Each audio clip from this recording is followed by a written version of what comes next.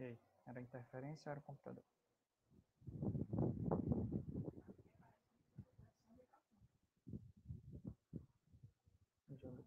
Não, e tem um delay. Uma das coisas que você vai descobrir que vai ter sempre um delay, viu?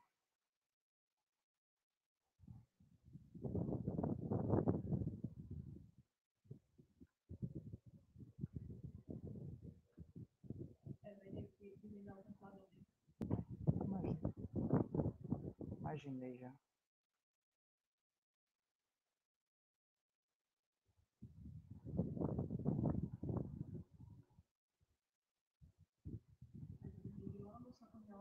Não horário. Acho que é melhor, né?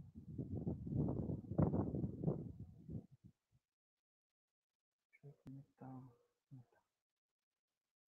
Como tá a imagem? Tá boa? A imagem tá dos slides.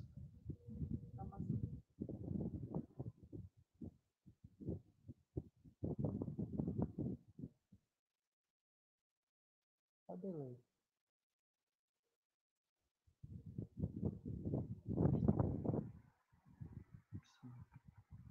Se aumentar mais eu perco os campos de visão, acho que não precisa aumentar tanto não.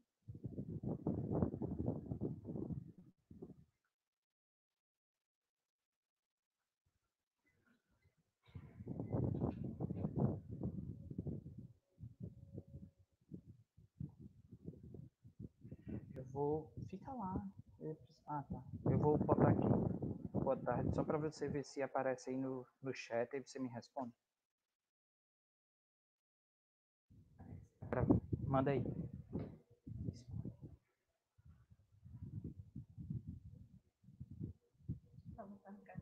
Pode. Ninguém vai ver, não. Só ver depois. Aí, Tayane viu. Massa.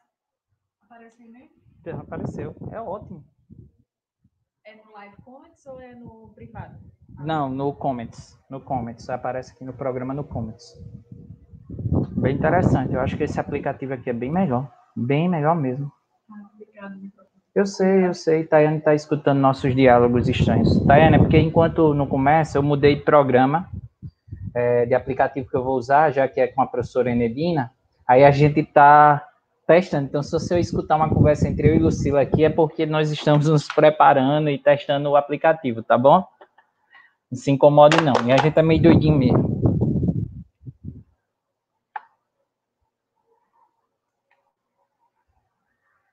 O ventilador está escutando muito? Está fazendo muita zoada o ventilador? Vamos viver no calor, pelo bem da humanidade e do conhecimento. Fazer o quê?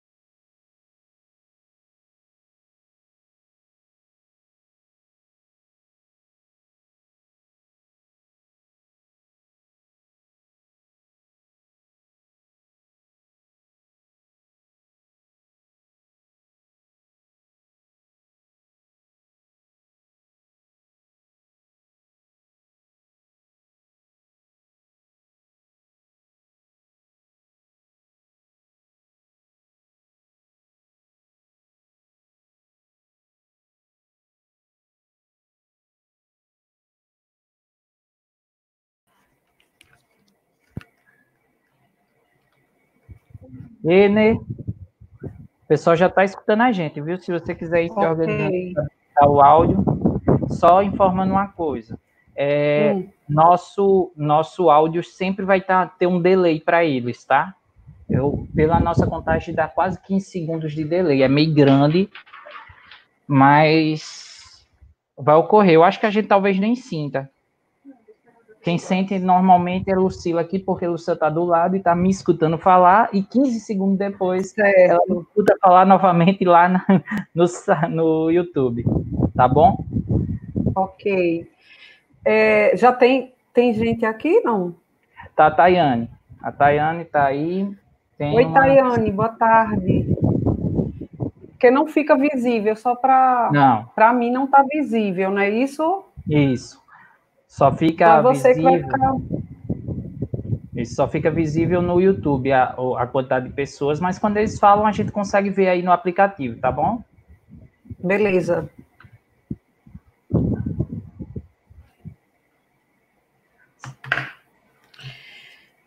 Isso significa dizer que Você pode comentar diretamente aí. Eu posso entrar pelo meu celular, né? Pode. Olhar. Agora, eu acho... Ou vai dar interferência? Não dá não. Se você entrar no celular, naquele link que eu mandei do YouTube, você viu que lá no grupo da gente, da formação geral, eu mandei um link para assistir no YouTube. Você pode entrar por esse link e você vai ficar vendo lá, visualizando, normal. Como uma live normal, Ele foi removido pelo usuário. Acho que eu estou colocando errado. Será? Não, é o que eu botei agora, o último, com o cartaz e um link embaixo. Na formação geral. É outro mesmo. Eu botei agora o último, com o cartaz e um link embaixo. Na formação geral. Já chega um minutinho depois. É um delayzinho. Aí, se eu for deixar aí, é só bom silenciar, né? Para não dar problema. Mas de resto, dá para ver a discussão. No seu computador aparece os comentários? Não, é isso que eu estou dizendo. Não aparece. Deixa eu só desligar aqui. Deixa eu ver aqui, Nedina. Veja aí no... Vai aparecer o comentário agora, no seu computador.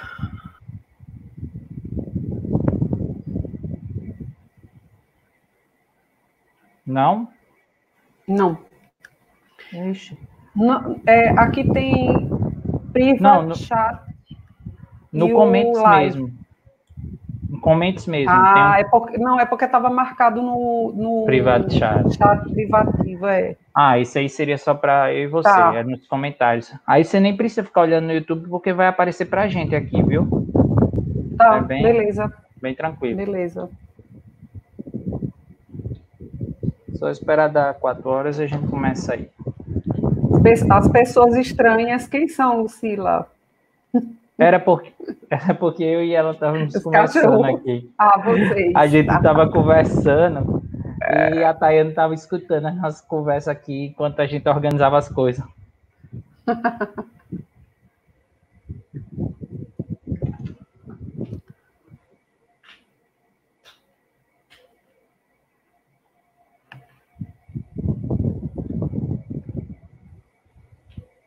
Esse barulhinho, às vezes, é o quê? O ventilador? Quando for começar a live, eu vou desligar o ventilador e assar aqui no calor. Aqui, escuta o ventilador? Não, estou escutando seu ventilador, não. Ainda bem, senão eu ia morrer, porque eu tive que fechar a porta e a janela, senão fica com muito barulho externo. Eu vou testar até botar o ventilador sem ser direcionado para a gente, mas para circular o ar. Talvez se aumentar, né, amor? O ventilador e botar ele, sei lá, para circular. Talvez em direção a esse lado aqui. Ou em direção a você. Talvez não bata em mim, mas bate em mim indiretamente, não vai. Tá escutando, né, Nedina, o som do ventilador ainda? Agora não. Aumenta, então. Não mais. Pronto. É porque quando ele bate no microfone é mais ruim. Certo. Aqui tá escutando barulho de música? Não tô escutando, não. Tá só o seu áudio e tá muito bom, por sinal. Que é feriado, né? Feriado aí. É feriado aí. Hoje é feriado? Aqui não. É nacional. É nacional. Não, eu acho que é nacional. É 11/6? Acho que é religioso, é alguma coisa do catolicismo. É Corpus Christi já? É Corpus Christi. Não, né? Corpus Christi já foi. Não sei, mas é feriado. Hoje passou um carro aqui da igreja. Sim.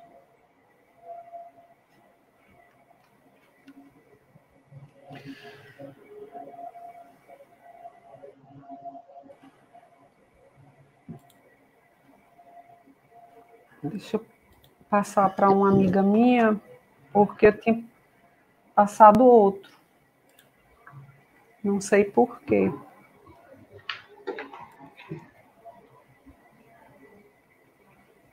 Renê, eu só inseri uma coisa no seu material, tá? Duas coisas, na verdade. Inseri essa capa, que é o cartaz, né? Para enquanto a gente não começa a ficar visível. E inseri só a divulgação de um livro, literatura, que trata também da questão dos orixás. Eu não sei se você conhece, que é Deuses de Dois Mundos, do J. Pereira. Sim. Mas só para sugerir para os alunos, para quem tem interesse, gosta de literatura, estudar para ler um romance fundamentado na mitologia dos orixás. Certo. Mas o restante é todo o seu slide. O Reginaldo Prandi também, ele escreve, né? Ele escreve para adolescente e para criança também. Pronto, o Reginaldo Prandi, ele que faz a nota de rodapé, de orelha desse livro. Porque o PJ Pereira ele usou muito o Mitologia dos Orixás, do Reginaldo Prandi. Sim. Né? Bem clássico, né? Bem lido, bem conhecido. Classicão. Então, ele é bem interessante, assim, a abordagem de a partir da história desses orixás, óbvio que é uma história, uma ficção, mas ligadas às tradições africanas, de que alguns deles vieram de reis, princesas e assim por diante, né? Aí é só isso, o restante tá todo como você me mandou, só que adequado para nossa live. Ok.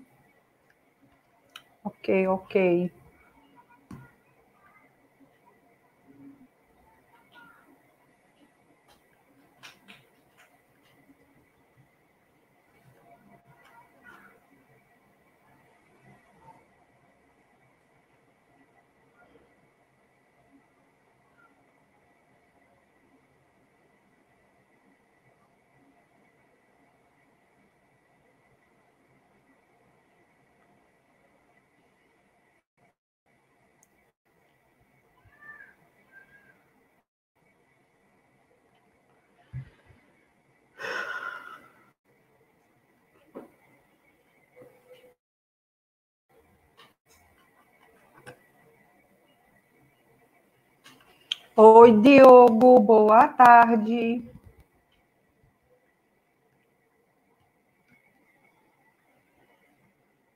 Romário também. Boa tarde.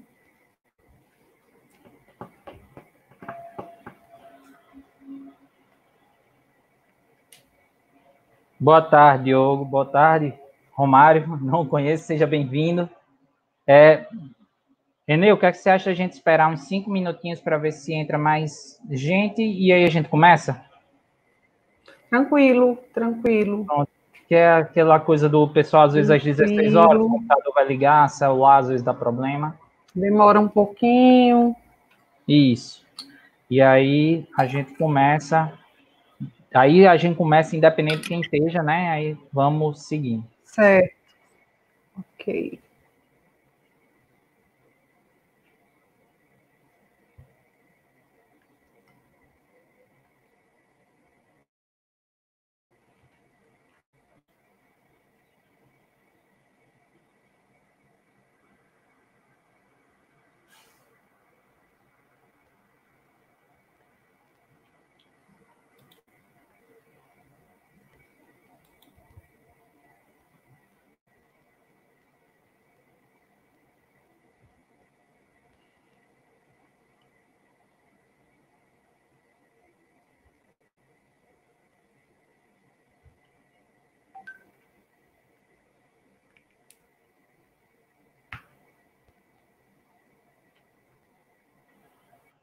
Vina, a gente está só esperando, deu 5 minutinhos, às 16h05 vamos começar para os alunos, né, os estudantes acessarem, que nem sempre o YouTube é muito bom no celular, para a maioria, tá?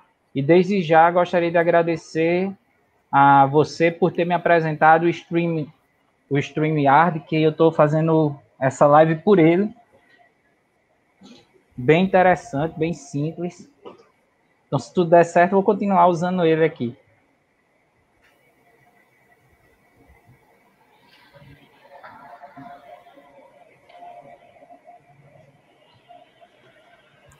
Oi, Vina, boa tarde.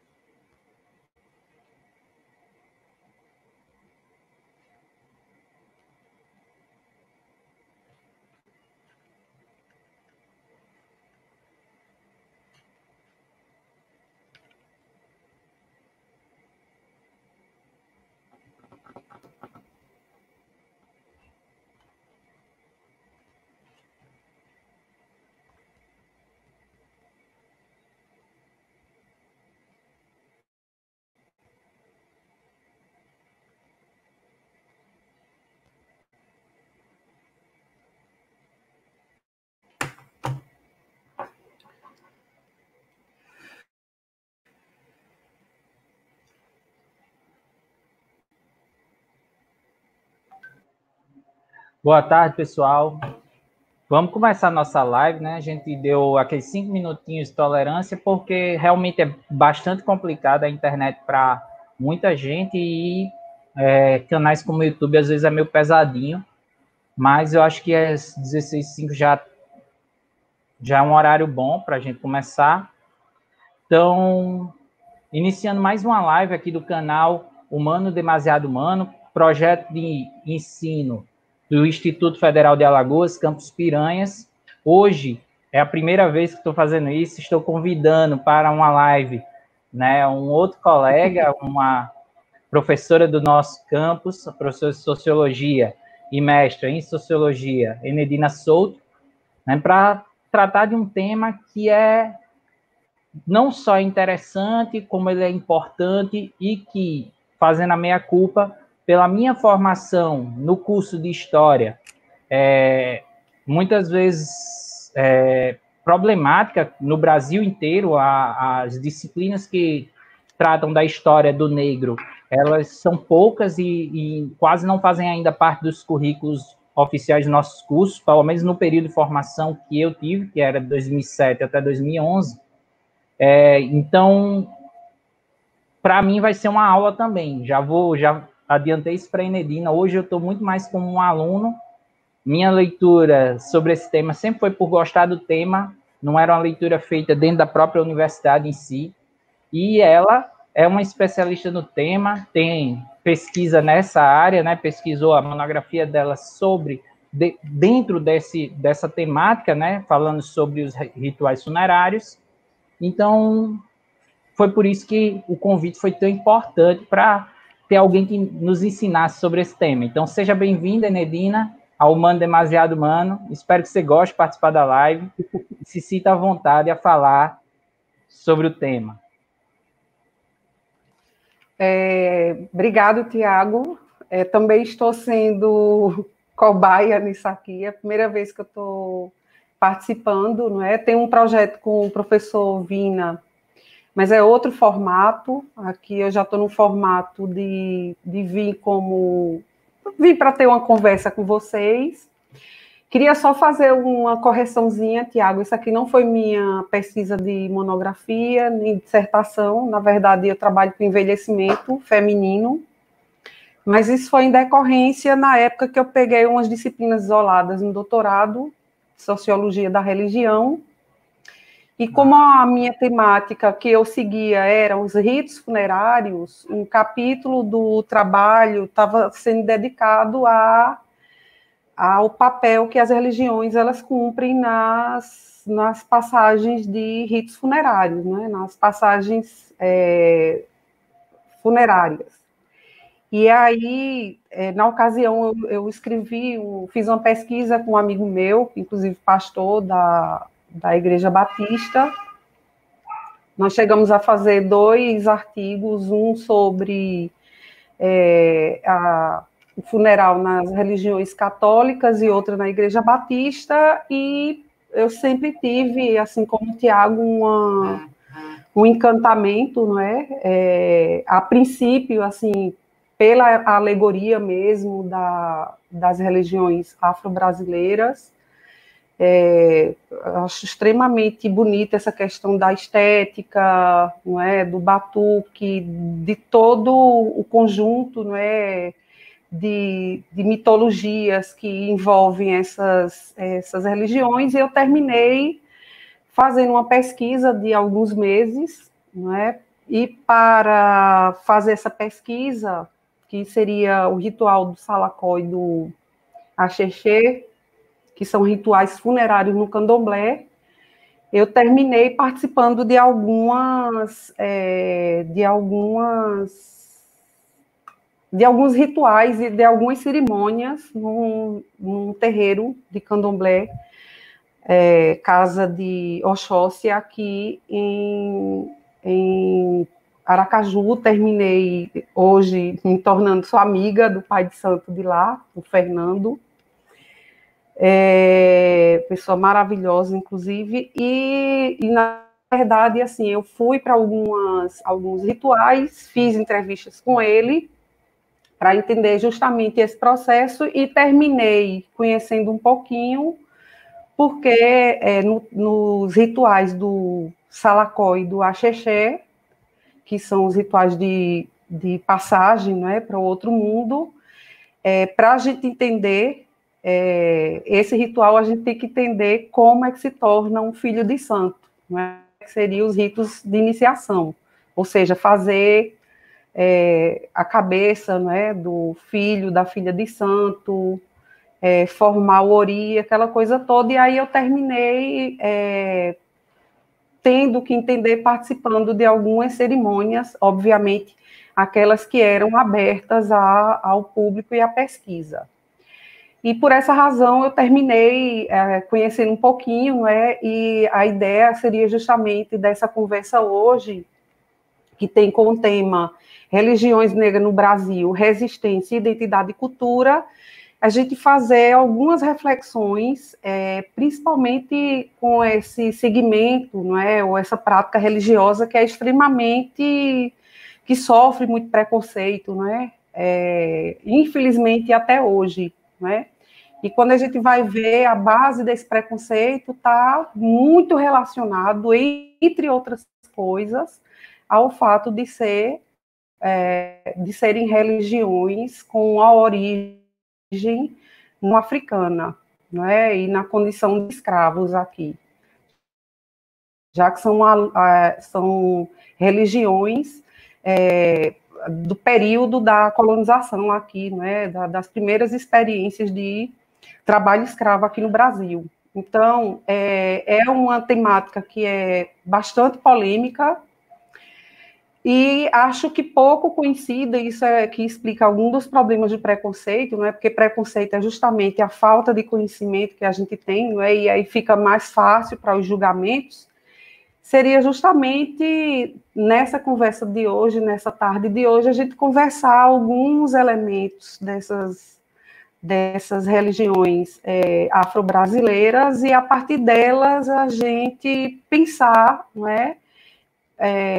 por que, por exemplo, existe ainda uma intolerância tão grande de uma religião que vai ter um papel fundamental na própria formação da sociedade brasileira, não é? E que a gente tanto, não é? E que a gente vê, na maioria das vezes, falta de espaços mesmo de participação dessa população ou desse sistema de crenças nos meios de comunicação, por exemplo, né?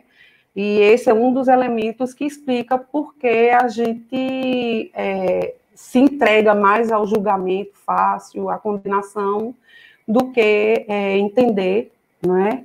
Um sistema de crença que é extremamente complexa e, diria assim, muito bonita, sabe? A mitologia, a riqueza da mitologia, ela é muito bonita. E aí, eu queria que tu passasse a primeira lâmina para justamente eu dar alguns recados, Tiago, alguns recados na deixa eu só fazer uma observação. Tu queres conversar? Pronto, deixa eu só fazer uma observação, Okay. Enê. Dá uma olhada aí no teu fone, que ele começou a dar uma picotadazinha, tá dando para entender, mas no último minuto ele começou a dar uma picotadazinha de mau contato, tá? E melhorou? Melhorou. E aí, antes da gente passar para a parte mesmo do conteúdo, fazer só uma observação e uma sugestão. Para o pessoal que está participando e nos acompanhando na live, pode deixar suas perguntas no comentário, né, no chat da nossa live. Eu vou repassar essas perguntas para a professora Enedina, né, que vai estar concentrada na fala dela, mas não se preocupem.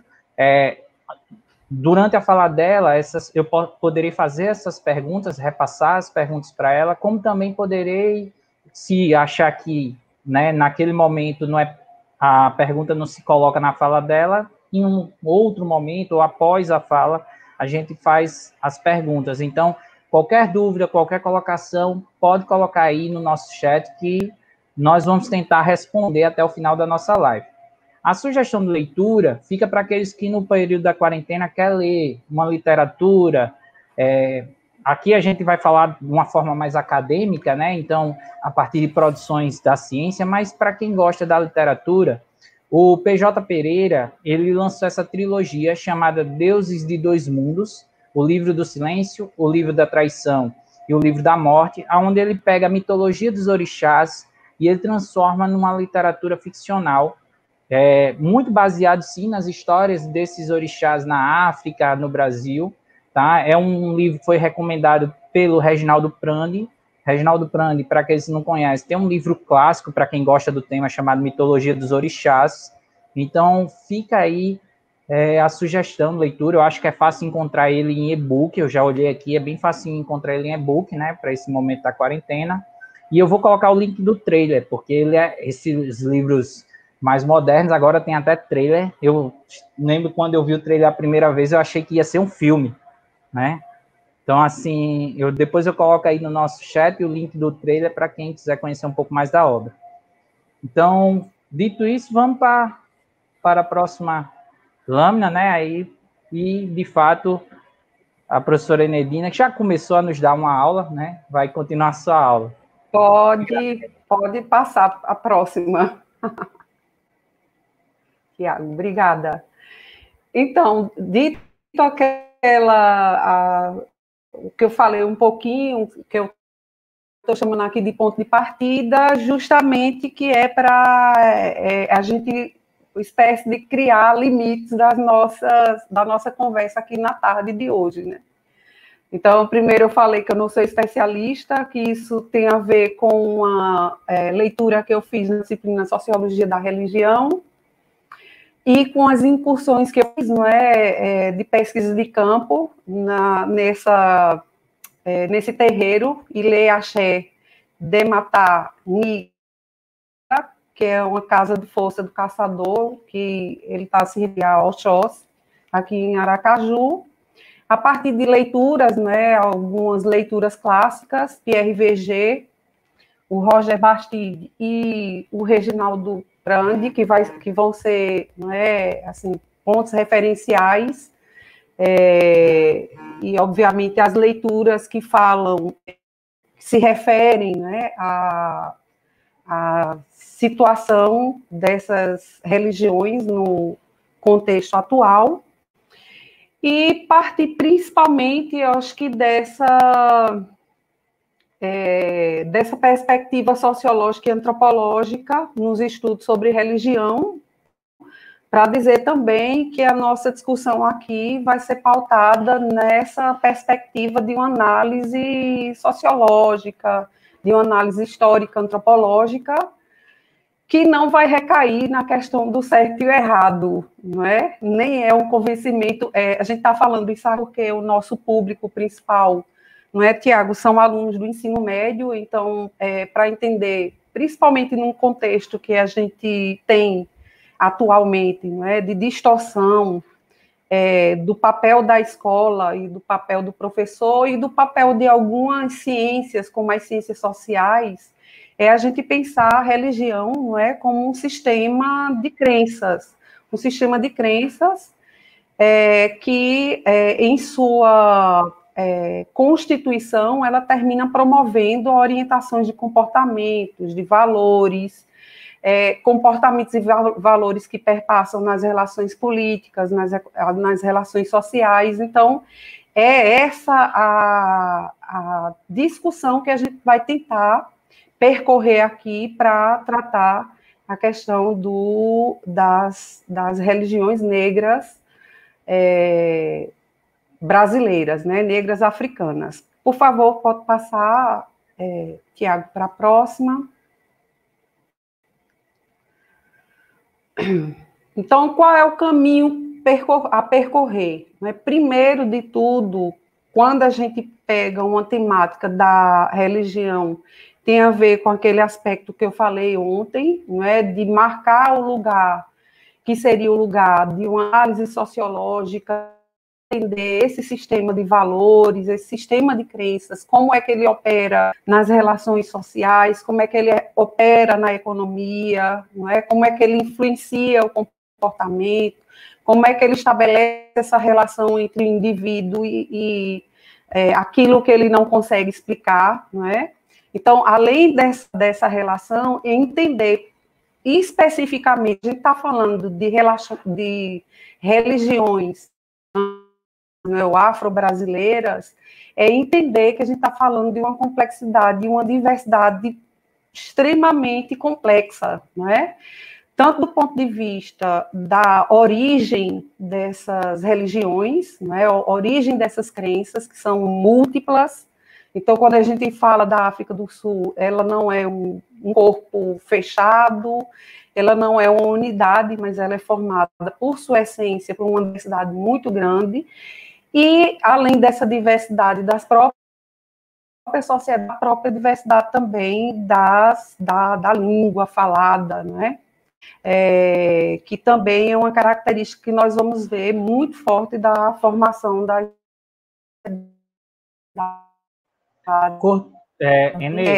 depois dessa discussão, a gente vai... Deixa eu só fazer uma observação. Quando você estava falando da formação, aí deu uma cortada no áudio. A gente não conseguiu escutar o final dessa sua reflexão. Então, eu não sei se seria relacionado a essa formação, não é, que é extremamente diversificada, no caso, ainda da África, não é? Tanto da formação, por exemplo, das sociedades que são constituídas por nações, por grupos familiares, não é? Que estabelece um poder, uma rede de solidariedade, de comunicação, de crenças, de orientações de conduta muito específicas, muitas vezes conflituosas entre si, e que terminam também, não é, interferindo na relação daquela sociedade maior, né, daquele Estado-nação, tá? Vocês estão me ouvindo bem? Agora realmente voltou, parou de fazer a interferenciazinha. Eu só queria fazer uma observação a partir desse momento Ok. inicial de sua fala, que ontem, na nossa conversa, a gente discutiu até bastante como é difícil ensinar esse tema, né? Porque há um distanciamento muito grande entre o que a universidade produz de pesquisa, que normalmente são pesquisas a partir de experiências locais.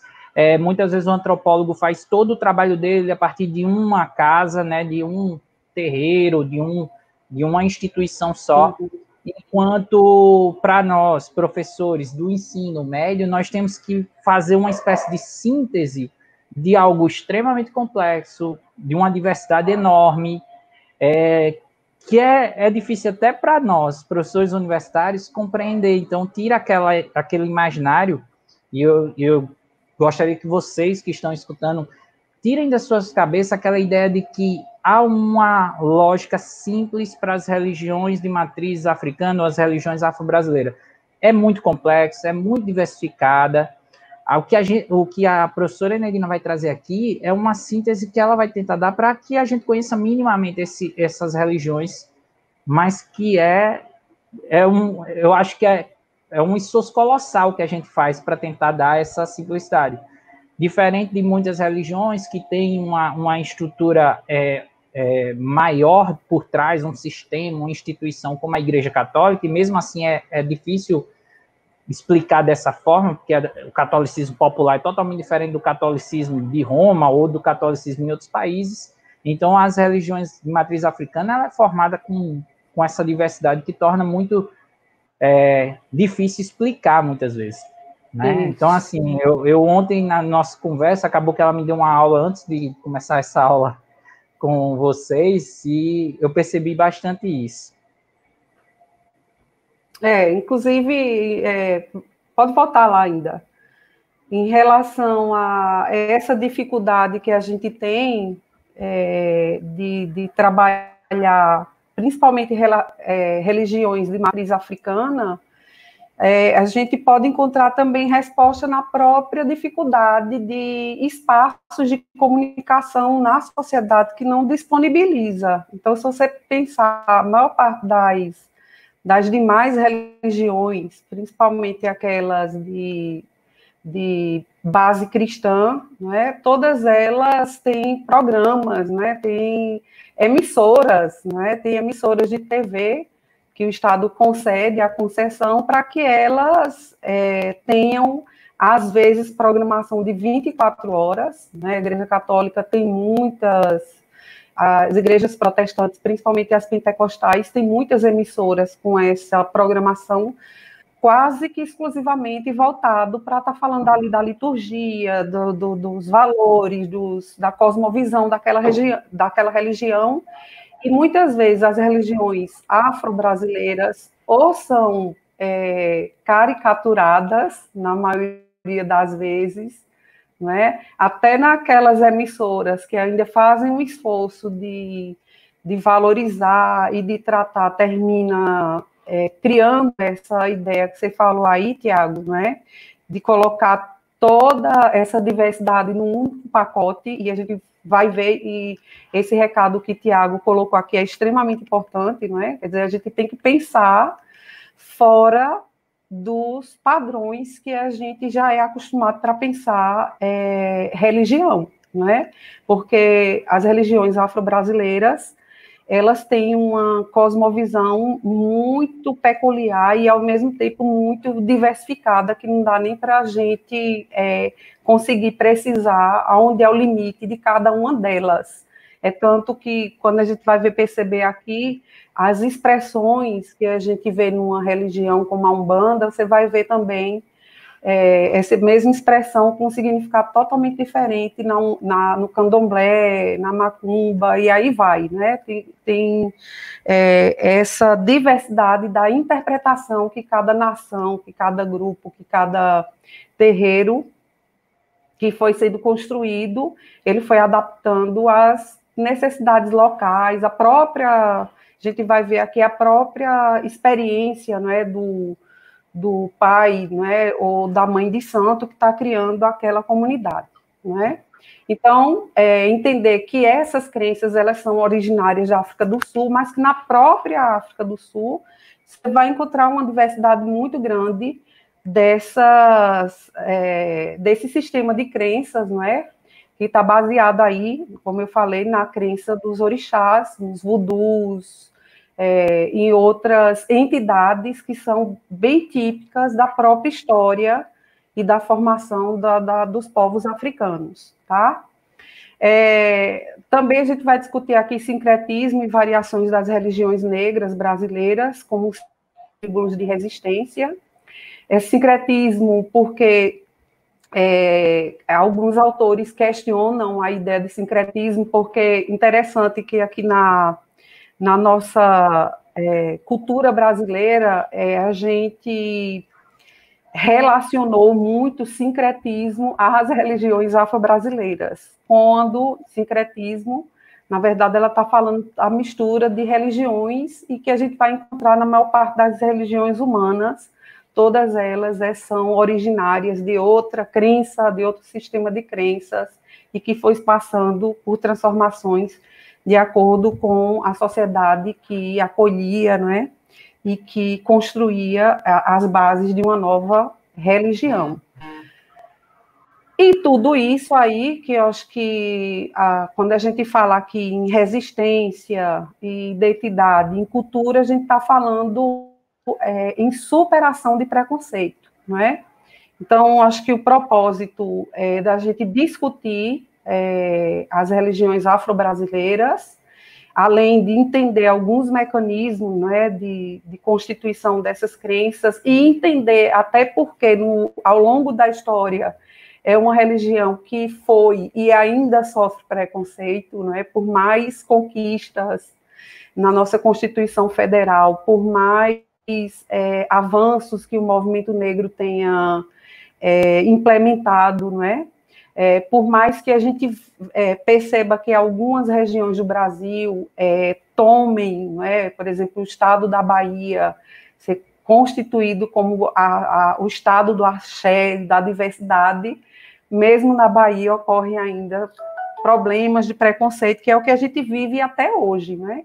Então, acho que a proposta dessa fala, dessa contribuição hoje, nessa tarde, é a gente conhecer um pouquinho para a gente se desvencilhar de determinados tipos de preconceitos. Por favor, pode... Antes de eu passar, só fazer uma observação. Vinícius, né, Vina, ele fez um comentário interessante sobre preconceito.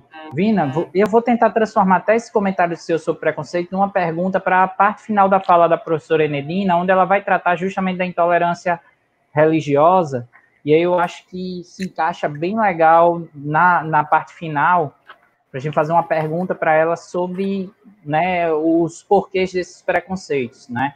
E outro comentário interessante aparece da professora Lucila, né, que essa ideia do universalismo, né, quando a gente tenta explicar e sintetizar essas religiões, parece que elas têm um certo universalismo que de fato não existe, mas infelizmente para uma formação básica é o que a gente pode fazer, não dá para trabalhar com toda a complexidade delas, né, nesse sentido, que é o que a professora Enedina já vem falando. Uhum. A ideia respondendo, Tiago, deixa para o final. Eu acho que quando aparece uma pergunta, você decide. Se você viu que uma pergunta aí já se encaixa na sua fala, fique à vontade, a live é sua. Você pode responder agora ou pode deixar para responder no final. Você decide. Tá bom. Eu acho que, assim, dá um pouco para a gente já ir respondendo ao mesmo tempo que vai seguindo a sequência, né? Então, pronto.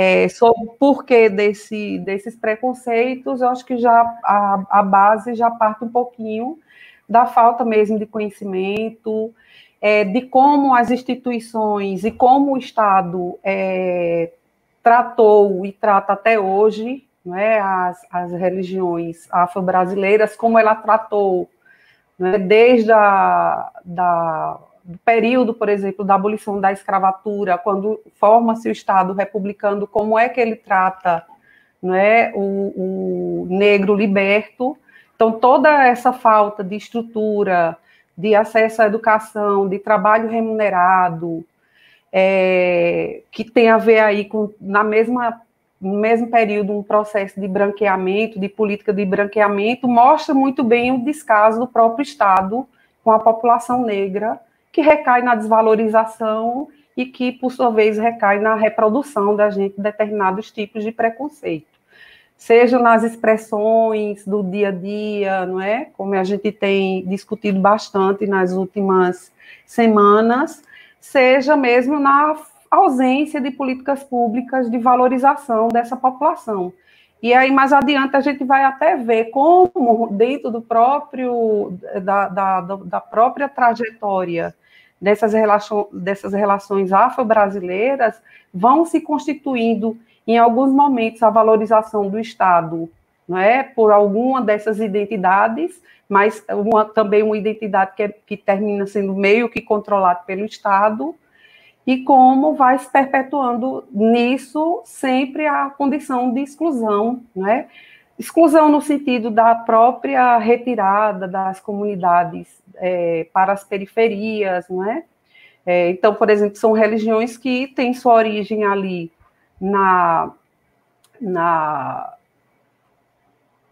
Me ajuda aí, Tiago, está me falhando a expressão, não é? Do litoral dos estados. Nos engenhos, nas senzalas. E posteriormente ele vai ocupando outros espaços, que é o espaço justamente que vai sendo empurrado essas populações, não é? Para o interior do país. Oi, Tiago. Fazer uma observação bem interessante de um texto que, para quem está entrando agora, estou vendo muita gente que está conhecendo agora o canal. O canal, como ele é voltado para os nossos estudantes, eu sempre passo um grupo de textos antes das nossas lives para que eles tenham conhecimento para além da nossa fala, né? E aí, no grupo de textos que eu passei para eles, tinha 2 textos bastante interessantes. Um deles se chama Do Calundu ao Candomblé, que faz traz um pouco da trajetória histórica dessas religiões matrizes africanas até chegarem no que hoje se estrutura como Candomblé e também as outras, Umbanda, Xangô, que a professora Enedina ainda vai falar. E o que me chamou muita atenção nesses textos, né, quem quiser... esses textos podem entrar em contato, são textos fáceis de ler, de 2, 3 páginas, que é de uma revista chamada Revista de História da Biblioteca Nacional, uma revista que era para o público geral, não só acadêmico. Infelizmente, ela parou de ser publicada porque o governo, desde 2016, parou de financiar a Biblioteca Nacional nas suas publicações. E aí, esse texto ele fala muito sobre o papel do racismo na perseguição a essas religiões. E uma coisa que ele chama a atenção é que até o século XVII não havia muito controle das religiões de matriz africana, porque enquanto elas estavam na senzala, elas eram usadas pelos próprios senhores de escravos como um modo de controle, ou seja, eu não vou proibir que eles pratiquem seus batuques e calundus, como era chamado, porque eu tenho medo de revolta. Então, o que eu quero é só que eles comemorem isso em dias santos. E aí vai ser boa parte daquele sincretismo que a gente fala, né, de que alguns orixás, eles vão ser comemorados o seu dia no dia santo, e aí vão ser vistos de forma sincrética. E aí, quando chega no século XIX, o texto chama muita atenção que começa uma série de ação do Estado brasileiro no Império, na tentativa de vender a imagem do Brasil como um Brasil civilizado e europeu, começa a perseguir as religiões de matriz africana. E aí essas religiões, elas também estão naquele momento que elas começam a ocupar os espaços que são os espaços urbanos. Elas começam a sair das senzalas, o número de trabalhadores escravos urbanos aumentam, e elas começam a ocupar os espaços urbanos ainda em Salvador, no centro, né, que é a Casa Branca do Engenho Velho, que todo mundo conhece, talvez o terreiro mais famoso do Brasil, mas que depois eles mesmos vão ser banidos para as periferias das grandes cidades, porque o Brasil tinha um projeto de ser branco e civilizado. E aí essas religiões de matriz africana não se encaixavam no projeto branco, civilizado, católico, que era feito pelo Estado e elite brasileira. Então, assim, eu acho que tem uns pontos interessantes de perceber esse preconceito como a falta de conhecimento do público atual, sim, mas de um racismo histórico e estrutural que ocorre também. Por outro lado, eu gostei muito da colocação do professor Vinícius, que também mesmo quando se tem um certo conhecimento, há também a questão de como essas religiões lidam com o corpo e com o pecado, que muitas vezes, para a nossa formação judaico-cristã, existe um tabu, né? E aí vira uma espécie de tabu dentro dessas religiões, aceitar essas religiões de matriz africana, porque ela tem uma outra concepção de mundo, de pecado, na própria do corpo. Porém, eu queria fazer uma observação interessante sobre o comentário do Vina, que dentro das igrejas evangélicas neopentecostais, principalmente, e aí eu talvez vá ser agora, muita gente não vai gostar do meu comentário, mas alguns estudiosos nos Estados Unidos e no Brasil já apontam a possibilidade de que as igrejas neopentecostais no Brasil, elas têm muita influência das religiões de matriz africana, principalmente na parte dos cultos que falam sobre o batismo no Espírito Santo, a renovação pentecostal, onde as pessoas recebem o Espírito Santo, dançam, cantam. E para quem não conhece muito essas igrejas, porque é católico e nunca foi, você vai ver algumas delas na TV, mas vai também ver muitas delas em filmes americanos negros, né? Aquela religiosidade onde o corpo faz parte também dessa manifestação, né? Então, assim, a gente tem na UFRN um professor que se dedicou à imagem do negro no cinema, professor Francisco Santiago, e ele já vem questionando isso há um tempo, e isso meio que vem me trazendo essa pulga atrás da orelha, porque eu venho de uma família que é protestante, né? Não originalmente, mas meus pais são, acabei indo na igreja, e depois que você tem esse mundo e você conhece Candomblé, você vê muita coisa próxima da questão do corpo nas neopentecostais, volto a dizer, tá certo? Cuidado que os protestantes são diversos, tá? Para depois não confundir, dizer que todo protestante tem esse tipo de prática, tá bom? Então, assim, eu fiquei meio nisso, né? Por outra coisa, a Lídia, né, bem-vinda aí, Lídia, comentando, ela chamou atenção para a reflexão que o Peter Fry traz, né? De que o candomblé, ele passa meio que ser pop. Eu vou traduzir assim, Lídia, não sei se você concorda com esse termo, né? Mas ele passou a ser pop, ele passou a ser cult, se eu não me engano, ali a partir dos anos 70 e 80, quando muitos artistas vão se aproximar do movimento negro, muitos artistas brancos vão se aproximar do movimento negro, muito influenciado também pelo axé, o crescimento do axé, dos grupos de afoxé, Ileaê, Olodum, na Bahia, mas também pelo tropicalismo, né, do Caetano Veloso e do Gilberto Gil, e aí meio que passa a ser pop, passa a ser cult, participar de uma religião de matriz africana. E aí a gente tem alguns símbolos dessa realidade, desse tipo de construção. Eu acho que talvez o maior símbolo disso é a Clara Nunes. Talvez a figura mais conhecida nesse perfil seja Clara Nunes. Tá? Exato. Você pediu para eu passar, não foi? Então, antes de... Aliás, eu acho que tinha que passar lá, voltar. Mas antes disso, 2 pontos do que você falou aí agora, Tiago.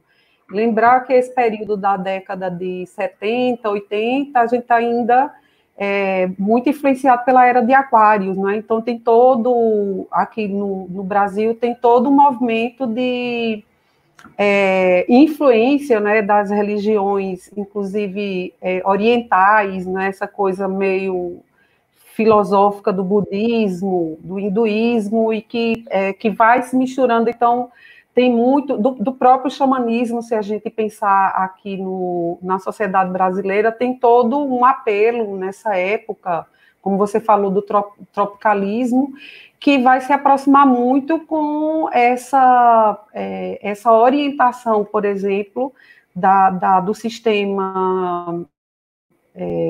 do sistema de crença das religiões afro-brasileiras, que está muito relacionado, né, à terra, à natureza, ao amor, não é? E aí, interessante até que você colocou uma coisa, não sei nem se você percebeu, né, mas o pecado, por exemplo, pecado não é um valor que apareça nas religiões afro-brasileiras, o pecado é um valor da crença judaico-cristã, né? Então, esse pecado, esse medo que a gente tem de pecar, e que termina também influenciando na relação que a gente tem com o nosso corpo, com nossa sexualidade, ele também está muito relacionado com essas orientações religiosas, que essas religiões, elas não praticavam, né? Então, a gente vai perceber em vários momentos, tem esse movimento, dificilmente a gente vai ver o movimento partindo do Estado, né? Mas, de vez em quando, a gente vai ver esse movimento, ora, não é, de valorização dessas crenças religiosas, ora, colocando elas no escanteio, né? A gente vai ver, inclusive, que a gente falava sobre isso ontem, a própria Umbanda, ela surge como uma tentativa aí de trabalhar com alguns elementos da crença dos orixás, mas procurando manter no início uma distância muito grande, um distanciamento muito grande daquela coisa das origens africanas, não é? Então, o candomblé ele surge muito dentro desse orgulho de ser uma crença que tem elementos dos orixás, não é? Que tem elementos do toque dos tambores, da dança ritualizada, mas que ela o tempo todo está procurando estabelecer o distanciamento aí das relações afro-brasileiras. Então, esse movimento é um movimento dinâmico, não é? Que, ora, eles se juntam, principalmente eles se juntam por necessidades de proteção em relação à própria hostilidade da sociedade, hostilidade do Estado, hostilidade das outras religiões, não é? E, ora, eles se separam e cada um quer, a todo custo, mostrar que existem aí muitas diferenças entre essas práticas, que eu acho que é uma coisa que incomoda muito, não é? Eu imagino que outras religiões devem sentir a mesma coisa. Quando você falou aí protestantes, mas, protestantes pentecostais. Aspas, né? Então, tem que ser. Só para a gente perceber. Hoje a gente tem um pouco o catolicismo passa isso. Catolicismo, não, mas espera aí, não é o catolicismo só. É o catolicismo e aí vai, ou de vertente mais progressista, né? Ou de vertente mais carismática. Enfim, só para a gente perceber essa diversidade. Essa diversidade, como a gente já viu e sabe um pouquinho, ela vai vir principalmente, não é, de Sudão, Moçambique, Congo, Angola, Nigéria, Benin. Além desses países, você ainda tem especificamente dentro a formação que é diversificada de alguns povos nagôs, bantus, e além disso, né, você ainda tem também o outro elemento que seria as especificidades da língua.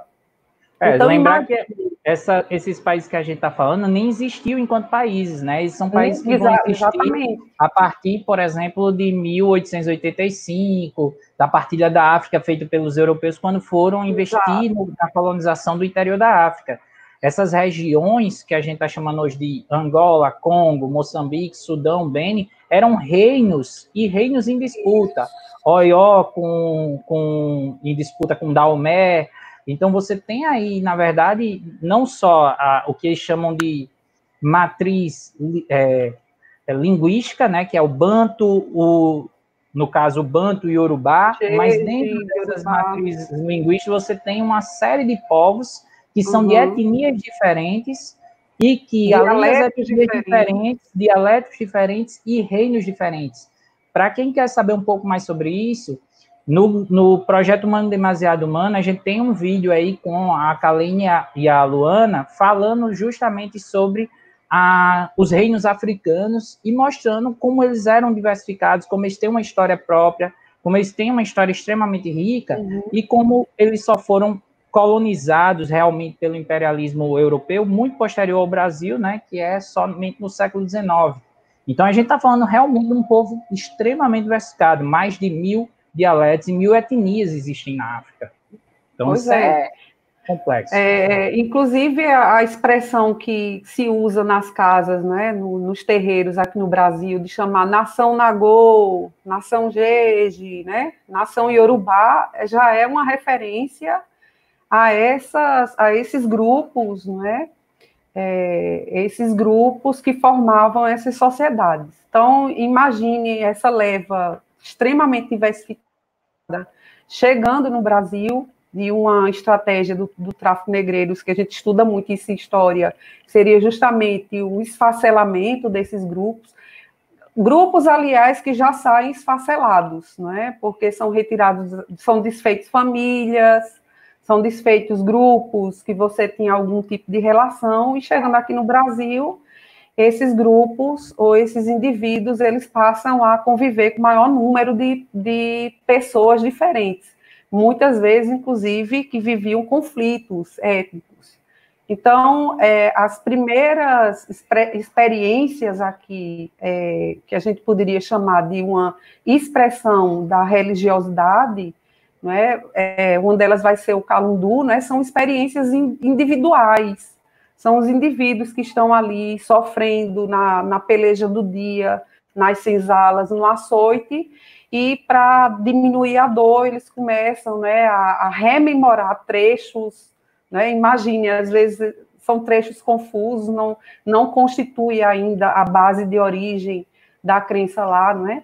Claro que nessas levas, às vezes, vinha um ou outro líder religioso, não é? Que tinha, ou seja, essa formação e essa preparação até para dar uma continuidade dessas práticas, mas a grande maioria não, são pessoas que estão recorrendo à memória para lembrar algum trecho, né, cantado no seu dialeto, e para evocar os orixás e pedir, né, para diminuir o sofrimento, para diminuir a dor da distância. Então, toda essa diversidade, ela também vai interferir na diversidade. Por que eu estou dizendo? E aí tu pode passar a outra, Tiago. Por que eu estou dizendo isso? Porque quando a gente pega as duas grandes religiões, não é? Além do que a gente chama de Macumba, Xangô, Tambor de Mina e tantos outros, além dessa diversidade, nós temos duas grandes religiões que normalmente, de matriz africana, que a gente tem referência, que seria o Candomblé e a Umbanda, não é? Então, mesmo quando você pega, por exemplo, a Umbanda, ou mesmo quando você pega lá a Macumba, existe uma diversidade infinita, porque não existe nada que dê uma orientação de como é que você vai construir sua casa. Tem muito a ver com a formação do pai, não é? Ou da mãe de santo, que é o babalorixá e a lorixá. Tem a ver com a formação que ele teve, as experiências, quem é o oki dele de cabeça, quem é o orixá dele de cabeça. Então, tudo isso vai interferir na construção da casa dele, nas obrigações, né, na hierarquia que vai ter dos orixás, que ele vai ter que manter as obrigações, e, inclusive, na linguagem que ele vai utilizar dos cânticos, das danças, não é? Então, a gente tem que pensar realmente fora dessa caixa, de achar que toda religião afro-brasileira é igual, não é? A gente está cometendo um grande erro e a gente termina perpetuando atitudes preconceituosas, porque a gente não percebe justamente a riqueza e a complexidade que existe nesse sistema, né, de crenças. Então, essa diversidade pode passar, como eu já disse, ele tem a ver com os lugares de origem, mas também as línguas faladas, né, que se misturam e fundem na constituição aqui de uma prática religiosa. Pode passar. Não é como o Tiago falou aí, as primeiras experiências de uma religião, ela vai também estar muito relacionado à própria organização política dessas comunidades aqui no Brasil, não é? Então, por exemplo, o surgimento dos primeiros quilombolas não vai ser apenas um refúgio, mas também vai ser a constituição de uma nova ordem social, onde uma base extremamente importante vai ser a crença religiosa. E aí, onde está uma coisa super interessante da cosmovisão das crenças nos orixás. Primeiro delas, eu acho que tem a ver com a questão que religião, de um modo geral, tem muito essa relação, que é a unidade familiar, não é? Então, as casas de orixás, elas, se a gente pensar na origem da sociedade africana, né, seja dos orixás, dos vudus, o que seja, eles se constituem a partir de uma ordem que é familiar e da proteção daquela família, não é? Então, todas as entidades que vão constituir aquela família, que vai ser o orixá de proteção daquela família e os demais que estarão juntos nesse formato de proteção, eles estão relacionados à permanência e à sobrevivência da família, não é? Então, assim, por que eu estou falando isso, não é? Que pode parecer tão óbvio, justamente para a gente contra-atacar aquela visão, né, pejorativa de enxergar o candomblé e a umbanda, a macumba, não é? Todas como uma religião cultuando os demônios, né, o diabo. Então, é uma falta mesmo de conhecimento da célula, que é a ideia de proteção e de cuidado. Outro elemento que é extremamente... Só fazer uma observação nesse ponto, Nedina, e aí sua fala sobre a família e a constituição da família, aí você pensando os orixás, né, eu vou chamar de panteão, mas me fez lembrar um outro texto que a gente já estudou no grupo de estudos, sobre as famílias escravas, as famílias negras no Brasil do século XVIII e XIX, muito fundamentada nos textos da Hebe Matos, da Vlamira Albuquerque, da UFBA, onde elas desconstroem também um outro mito que existia no Brasil, de que os escravos não tinham família, né?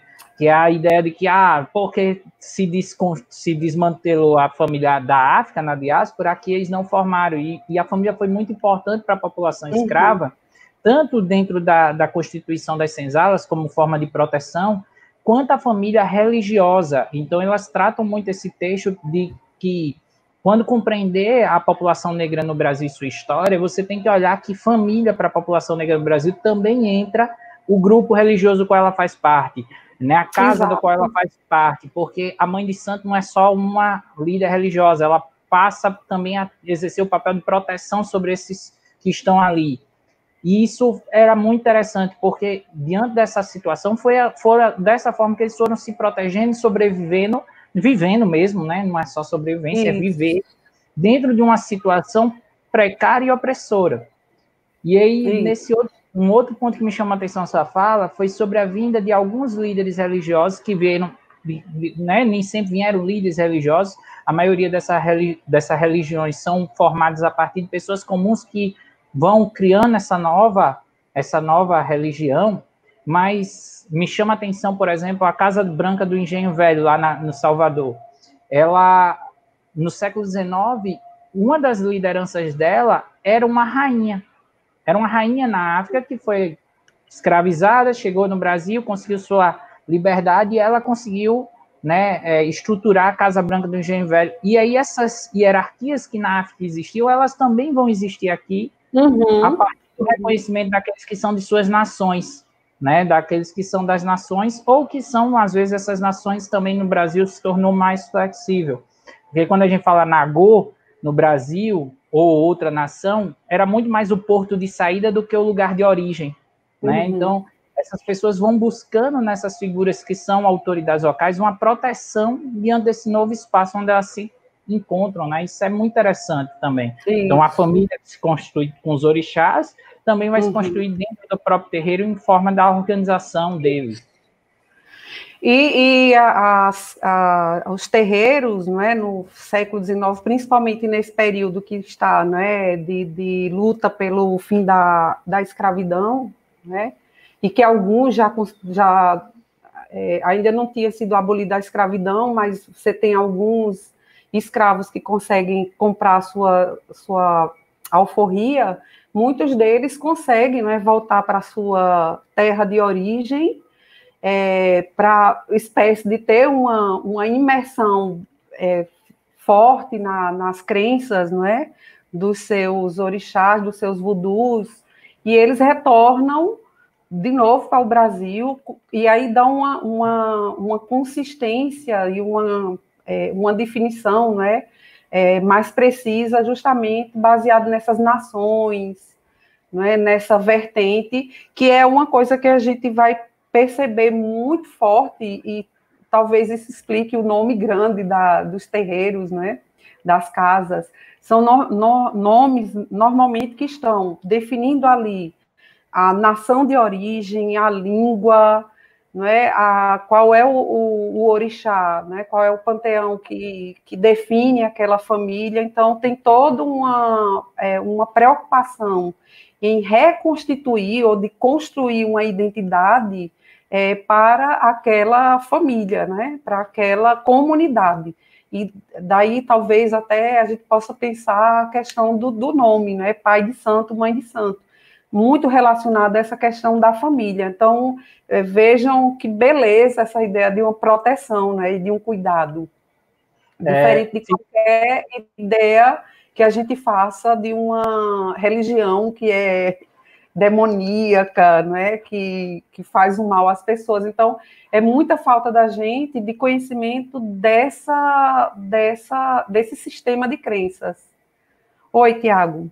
Eu ia indicar o documentário que você mesmo indicou, né, para os nossos estudantes assistirem, né, o Atlântico Negro na Rota dos Orixás, né, que ele traz muito disso, dessa ligação, principalmente entre o Tamodimina, no Maranhão, com o pessoal da região Jejinagô, ali no Beni, né, e aí eles mostram bastante isso dentro de como essa estrutura, essa rede de proteção, e como também muitos desses Babalorixá e Alorixá vão depois buscar esse conhecimento para formar a própria estrutura de suas casas e assim por diante, né? É bastante interessante, é um documentário clássico, para quem não conhece. Inclusive de uma casa, não é? Uma casa criada lá por brasileiros. Brasileiros que são filhos de ex-escravos. Interessante justamente esse caminho, não é, do vai e volta e da diversidade, não é?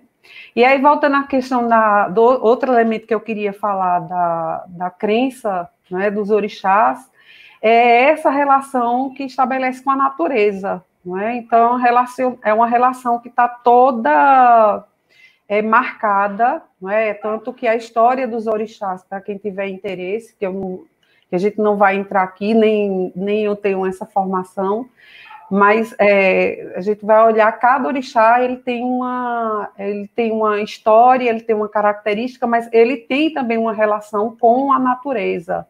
É uma religião que está muito relacionado, e isso explica muito o porquê das práticas, está relacionado com a terra, não é? Até um obaobá, não é? Que eu acho que é a árvore, esqueci o nome, mas eu acho que é isso mesmo, né? Então, assim, os ebós e os trabalhos envolvem muito a questão do alimento, porque tem toda a crença de que a terra produz o alimento, então o alimento é algo sagrado, é algo que tem que ser feito com muito cuidado, com muito carinho, não é?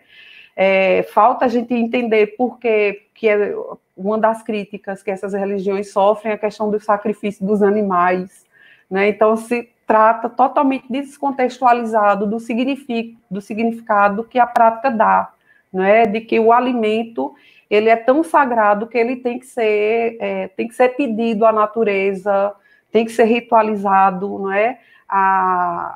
Pedir da natureza que ela conceda o alimento, né? Então, tudo é muito cuidadoso, tudo é muito ritualizado. Pode passar. Antes de eu passar, só comentar em cima do comentário de Tássia. Seja bem-vinda, Tássia, à nossa live.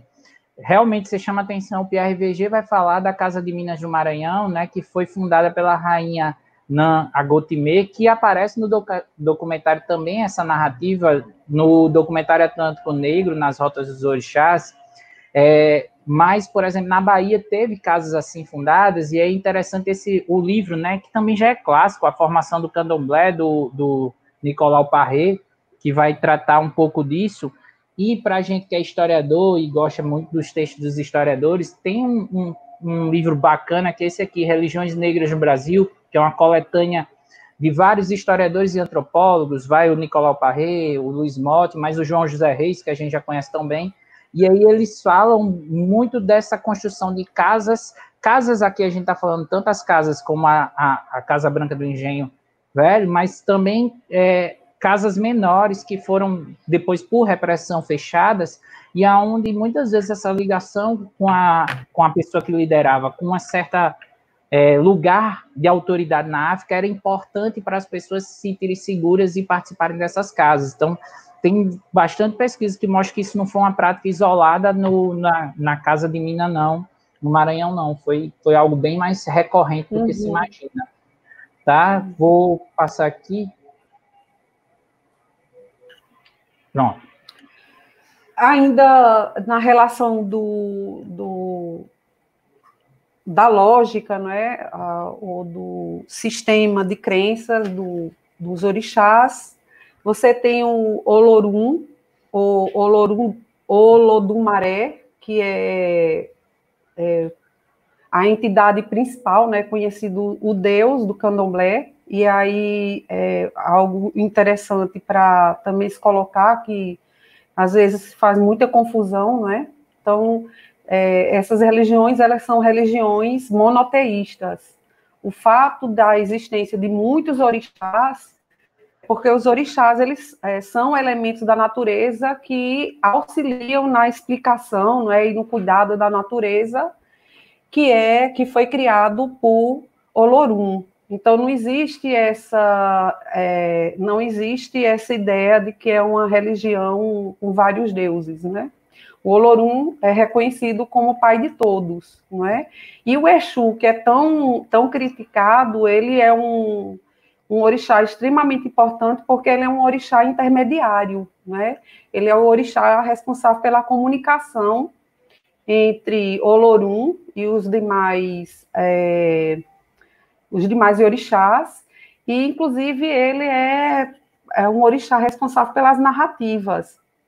Na cosmovisão das religiões africanas, né, e em especial o que eu estou falando aqui, o candomblé, essas narrativas sobre as histórias dos orixás é o que explica determinadas dificuldades que o pai de santo e a mãe de santo vai explicar na vida pessoal, não é? Então, por que as pessoas procuram o candomblé, por exemplo?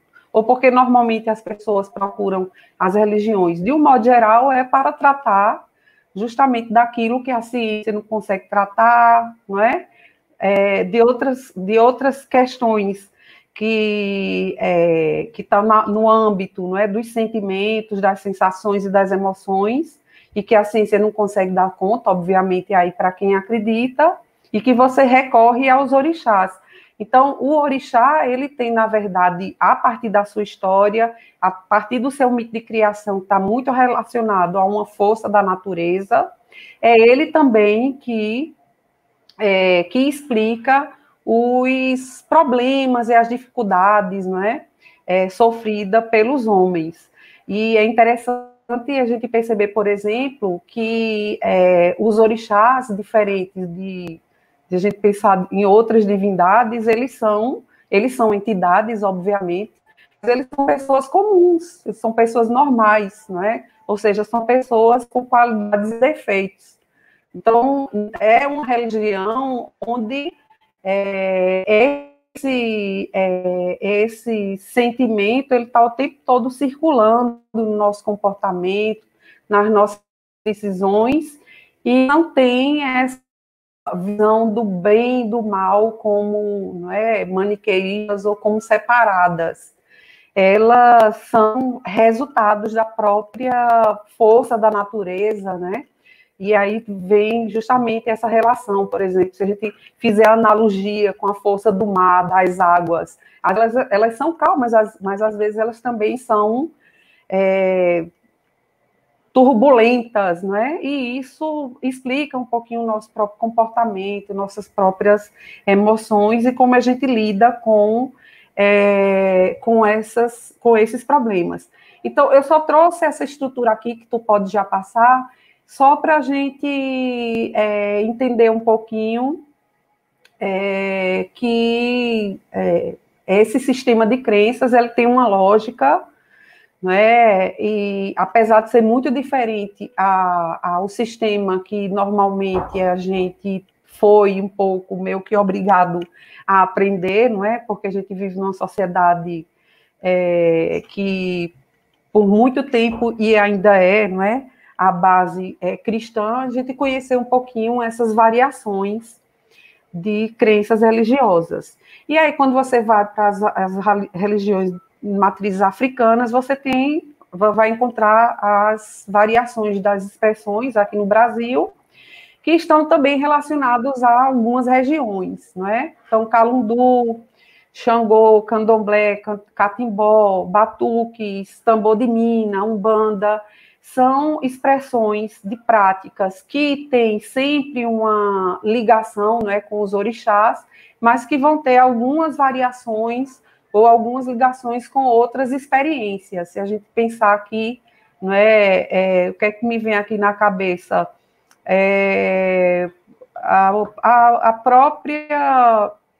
O próprio batuque, em algumas regiões, você vai ter a influência muito grande também das próprias beberagens indígenas, não é?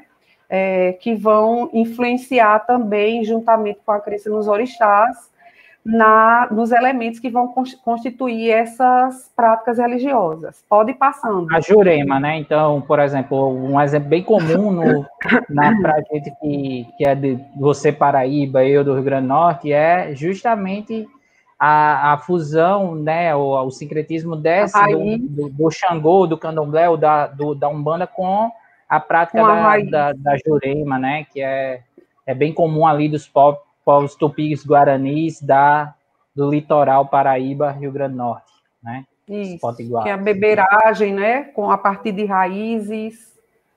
Ok, né? Então a estrutura básica do candomblé, você tem o babalorixá, quando é o homem, pai de santo, quando é a mulher e a olorixá, também considerada a mãe de santo, não é? E que essas casas elas vão ser presididas aí, como eu falei, a partir do orixá da casa, né, que é o ori, que é o chamado orixá de cabeça.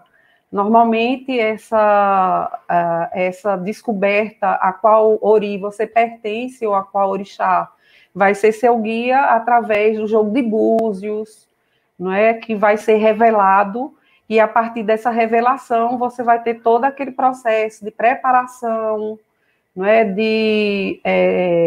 Como é uma religião mais baseada na oralidade, então você vai reproduzir os cânticos, não é? na língua de origem daquela casa que você está se iniciando, não é? E você tem também, na hierarquia abaixo, os filhos, que são os participantes da religião, que também passam por um processo de formação, os filhos e filhas de santo, que assim, vai variar muito de um terreiro a outro. Estou falando desse que eu participei. Você vai dividir os filhos e filhas de santos entre ori e os ogãs. Oris, que são aqueles que recebem o orixá de cabeça, né, que passam por esse ritual, e normalmente, para quem já viu ou quem já foi, os oris são aqueles que recebem na hora da festa, eles recebem o orixá, ele incorpora o orixá, né? E os ogãs, eles são auxiliares, eles não recebem. Mas, normalmente, como a pessoa que recebeu o orixá está em transe, ele é aquela pessoa que vai conduzir o ori, né, quando está manifestado, durante o cerimonial. Pode ir passando, Tiago. Só me veio à memória aqui uma outra referência, né, para a gente de história. Eu acho que para o pessoal da antropologia e sociologia conhece bastante uma figura chamada João José Reis, né, que já trabalhou tanto com a revolta de 1835, quanto com os rituais funerários, né? A Morte é uma Festa, o livro famoso dele. Ele também tem muitas pesquisas sobre a questão das religiões na Bahia, ou talvez mais famoso seja o Domingos Sodré. E aí ele tem, num texto dele, ele vai chamar atenção para uma coisa. Até o século XIX, infelizmente para o pessoal que está ouvindo falar disso, para a história é muito complicado a gente trabalhar com esses temas. Por quê? Porque, como vocês sabem, a população negra foi privada de escrever. Boa parte, até o século XIX, eles não tiveram acesso. Alguns tiveram, óbvio, os que estavam mais próximos da Casa Grande, mas até o século XIX, poucas coisas são escritas pela própria população negra, pela própria população escrava. E aí, como é que os historiadores vão fazer a pesquisa sobre a história dessas religiões? Eles vão fazer muito em cima de documentos inquisitoriais, ou seja, um olhar extremamente repressor, os documentos policiais, tá? Os documentos das prisões, das quebras de terreiro e assim por diante, e alguns relatos de viajantes. Basicamente, as fontes documentais são mais essas. E aí ele chama a atenção que, por exemplo, até a primeira metade do século XIX, você não tinha nenhum babalorixá e alorixá como nós conhecemos hoje. Até o início do século XIX, os calundus, os líderes religiosos, como ele gosta de chamar, eles eram identificados em 3 tipos em documentos policiais. Calunduzeiros, que são aqueles que fazem a celebração ritual. Os adivinhadores, os adivinheiros, que é aqueles que fazem adivinhações, que é o jogo do búzio, né, o mais conhecido, e os curandeiros, que é aqueles que normalmente tinham casas que recebiam pessoas, às vezes, pessoas até de projeção naquela sociedade, que buscavam neles ali cura, já que a medicina no Brasil do século XIX, principalmente na primeira metade, era pouco científica e havia uma certa procura pelas tradições populares. E aí ele chama a atenção que poucas vezes nos documentos de polícia ele encontrava um líder religioso que juntasse as 3 coisas. E ele encontrou uma líder de uma casa na Bahia que justamente na polícia, quando derrubaram a casa dela, botaram lá calunduzeira, adivinheira e curandeira, que hoje basicamente é o que reúne boa parte do que seria o babalorixá ou ielorixá e muitos terreiros. Eles têm todas essas práticas, alguns terreiros mais dedicados a alguma delas, outros terreiros reunindo tudo isso. Obviamente, né, vai depender também da casa, né? Se for o Baluiaê, que é o orixá das doenças, da cura e assim por diante, aí tem uma dedicação mais a essa parte medicinal, né? E aí vai depender de cada situação. Mas é bem interessante perceber que essa amálgama de funções, deixa eu falar uma palavra tão difícil para essa mistura de funções que hoje formam o babalorixá e o ialorixá é muito mais do final do século XIX, quando eles tiveram que construir essas organizações, né? Eu acho que foi a Luzia Pita, não foi, Tiago? Eu acho que justamente ela que reuniu essas 3 características. Tá? Excelente, lembrou bem. Bom, aí na questão do sincretismo das religiões negro-brasileiras, o candomblé ele vai se misturar, né? Ele vai se constituir a partir da crença nos orixás, que é o elemento, né, que ele traz da África, do cristianismo, porque na verdade eles eram proibidos de exercer suas práticas. Vem daí, inclusive, a expressão pejorativa, não é, de macumbeiro, não é, de chamar macumbeiro de uma forma pejorativa. A forma encontrada, ou a forma que era aceita, porque naquela época, dentro desse processo de colonização, não é, muitos foram obrigados a passar pelo batismo cristão, pelo batismo católico, e tinham no cristianismo uma forma, não é, de tentar meio que disfarçar, não é, as suas práticas religiosas, como normalmente todo mundo já fala, isso é muito consensual, não é? Então, quem é Santa Bárbara, quem é São Jorge, e aí vai fazendo essa relação com os orixás. E também com o xamanismo, que a gente vai perceber, não é isso que o Tiago falou agora há pouco aí da Jurema, mas a outra também, né? Então, as próprias entidades que são manifestadas nesses terreiros, não é? Como o caboclo é justamente essa relação, aí vai depender muito, por exemplo, nesse terreiro que eu passei um tempo fazendo pesquisa, o caboclo lá era o flecha branca, né? Era o índio flecha branca. Então, cada um vai constituindo aí sua relação, né, com as religiões indígenas, não é? Mas, assim, aí, nesse caso, a crença nos orixás e o xamanismo, eles têm relações muito aproximadas, que é a questão da natureza, né, do respeito, de recorrer à natureza para a saúde, para resolver, né, os seus problemas. Pode passar a Umbanda. A Umbanda, ela vai ter já um elemento a mais, não é? Que seria o espiritismo kardecista. Na verdade, a Umbanda, ela surge no início do século passado, formado por uma pessoa branca, um filho de um espírita kardecista, não é? Que não se via, eu esqueci o nome dele agora, muito famoso, mas eu esqueci o nome dele agora, Silvino, Tiago pode me ajudar depois aí, ou alguém, mas enfim, essa figura, ele cria a Umbanda, porque o espiritismo também está chegando aqui no Brasil, e o espiritismo foi trazido pela França, pelos franceses aqui no Brasil.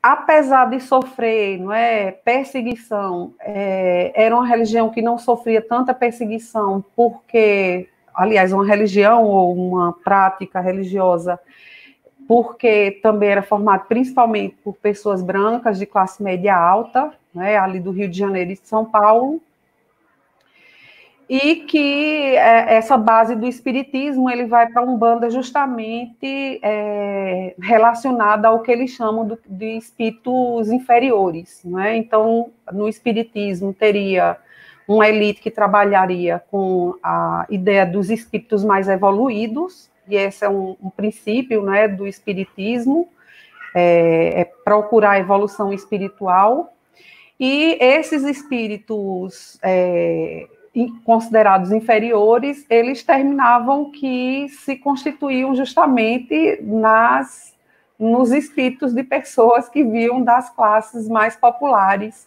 em especial índios, não é, negros, escravos. E aí terminou que no século XX, no início do século XX, surge essa religião que vai, a princípio, ter características bem fortes, né, na crença dos orixás, porque tem a ideia da casa, tem a ideia dos batuques, não é? Tem a própria presença dos orixás, mas que vai estabelecer um distanciamento que seria justamente a valorização dessas figuras que seriam os caboclos e outras figuras que vão aparecer e que eram relegados do espiritismo como espíritos inferiores. E aí é interessante a gente perceber, por exemplo, que nessa valorização do princípio do espiritismo kardecista, os orixás eles terminam tendo uma posição secundária em relação a outras figuras que são valorizadas, como os caboclos, os marinheiros, não é? Aparece aqui o Exu também. Preto Velho, né? O Preto Velho, não é? Os Erês. Então, tem a presença dos orixás, mas tem uma aproximação muito maior com esses espíritos que, na verdade, eram espíritos brasileiros. Daí, não é? Por exemplo, o Preto Velho é um escravo brasileiro, não é? O caboclo também, que é o índio. Então, essas entidades, elas vão se configurar ali à base do candomblé e, naquele momento, a necessidade de distanciamento, aquilo que Renato Ortiz chama de desafricanização. Então, que eu acho que isso é o que vai dar um nó, né, nos estudos das religiões afrodescendentes, que é justamente esse movimento em que o sincretismo ele surge num período, inclusive, um período de amparo do governo brasileiro, né, do Estado Novo, de uma certa valorização, é um período, né, de valorização de uma identidade nacional. Que identidade nacional é essa? Não vai ser o índio, como a gente viu, também não vai ser o candomblé. Então, essas vão ser relegadas a ser tratadas como folclore, não é? E enquanto folclore, por isso que elas têm suas práticas proibidas, ou elas têm essas práticas perseguidas. Acho que Tiago iria até colocar alguma coisa, não é? Eu tô segurando minha fala, eu acho que faz uns 20 minutos, porque você está numa linha de raciocínio tão legal, que eu acho que eu tenho uns 6, 7 pontos aí que eu acho que dava para discutir, além dos comentários dos colegas que estão assistindo, que é bastante interessante, né? Então, quando você concluir o seu raciocínio, eu acho que eu posso falar algumas coisas e tirar dúvida com você outras. Tá, e aí tu passa para outra, para eu ser mais rápido, né, que já vão 7h23. Quem manda aqui é você. Deixa eu só fazer uma pergunta sobre hierarquia, antes que a gente avance muito. Você trouxe um pouco da hierarquia básica que a gente sabe que é uma diversidade dentro do candomblé, mas basicamente eu acho que todos os terreiros de candomblé que eu conheço seguem mais ou menos aquilo. Existe uma hierarquia básica das casas de Umbanda também? Minha segunda pergunta, os ogãs que você colocou ali, são os iniciados, aqueles que passaram pelo processo de iniciação, ou os que iniciaram agora estão ainda abaixo dos ogãs? Os ogãs, eles fazem parte de um processo de iniciação também. Não é tão rígido quanto. Bom, nem todos os terreiros hoje ainda fazem aquela coisa dos cortes, vai ter muitos, né? Nação Queto, alguns ainda cortam, outros não fazem mais a raspagem da cabeça. Mas, enfim, os ogãs, eles passam também por um processo demorado de formação, não é? E ele também vai ter um orixá de cabeça, certo? Ele não raspa o cabelo, mas ele vai ter um processo voltando. Esse ogã, então, ele está acima daquele que se iniciou agora. Por exemplo, aquele que começou a entrar no candomblé agora, então o ogã é ainda... Ah, tá. Era isso que eu fiquei na dúvida, naquela hierarquia. Agora, essa hierarquia, se a gente pensasse na verticalidade, a gente pode pensá-la também na horizontalidade, porque isso não significa dizer que o fato de você ser um ori ou um ogã, que você não tem as obrigações da casa. As obrigações, elas são coletivas, não é? Mas é uma hierarquia, não é? A pessoa que está... Por exemplo, a pessoa, às vezes, algumas vezes que eu fui lá, eu consegui dançar, entrar na roda. Eu podia entrar na roda, não todas as cerimônias. Mas essas cerimônias, por exemplo, ou ele me avisava com antecedência, se não tivesse menstruada, ou avisava com antecedência para ir com branco ou saia, ou se eu tivesse desavisada lá de calça comprida, alguma coisa assim, de short, eles arranjavam um pano, não é? Um lençol para você se cobrir e você dançava. Então, o que eu estou querendo dizer assim, que as cerimônias, elas...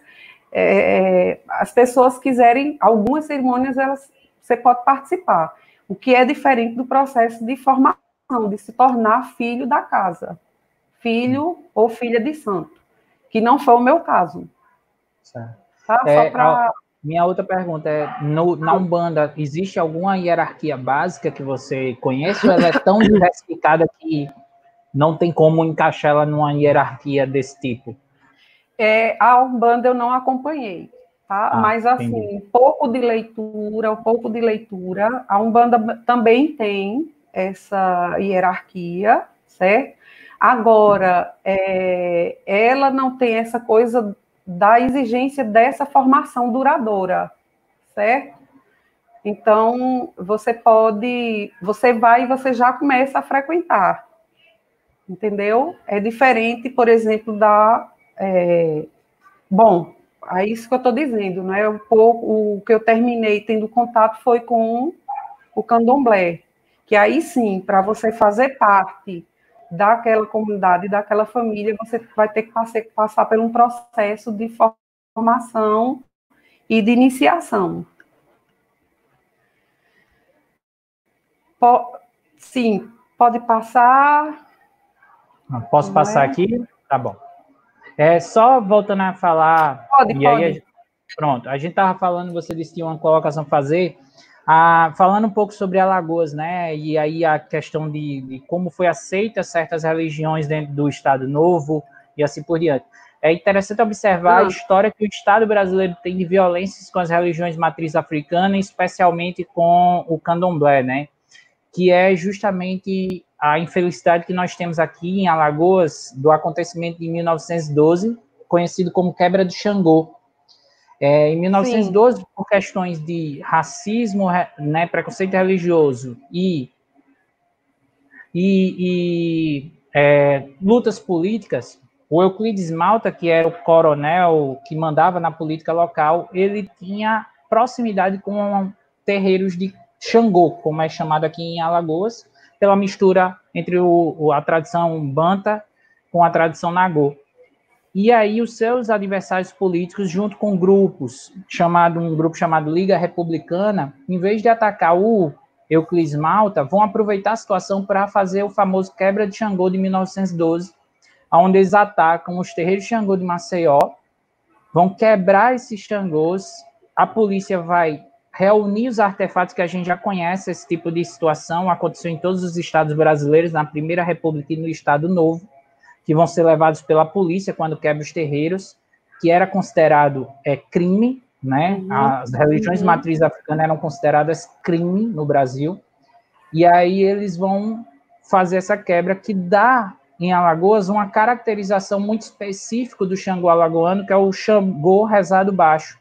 Em Alagoas os batuques são muito baixos, e virou uma tradição dos batuques baixos por medo da violência e repressão policial. Hoje, devido à organização dos movimentos dos Xangôs de Alagoas e da Federação e do Movimento Negro, todo ano eles fazem um evento na data da quebra de Xangô chamado Xangô Rezado Alto, onde eles manifestam, juntam essas instituições, esses terreiros, essas casas, para lembrar a quebra de Xangô e para se manifestar que não vão mais ficar calados.